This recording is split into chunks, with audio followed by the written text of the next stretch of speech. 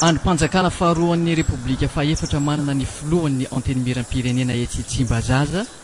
vita ny famindram-pahefana teo amin'ny filohan'ny kongresy ny tetezamita sy ny filohan'izany androm-panjakana izany ho an'ny Mamrakotoarville filohan'ny CT teo aloha tokony tsy hanona fotsiny amin'ny fomba fiasa teo aloha ny anteny-mira vaovao oka tsy andry volavolan-dalàna fotsiny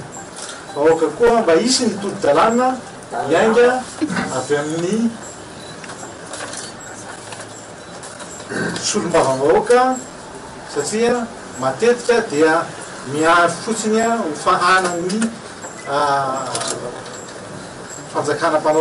fanjakana mpanatanteraka ny fanjakana mpanao lalàna. Pejy vaovao ny Etsitsimbazaza no osokafan'ny filohan'ny anteny-mira sy ny bromaritra vaovao miaraka aminy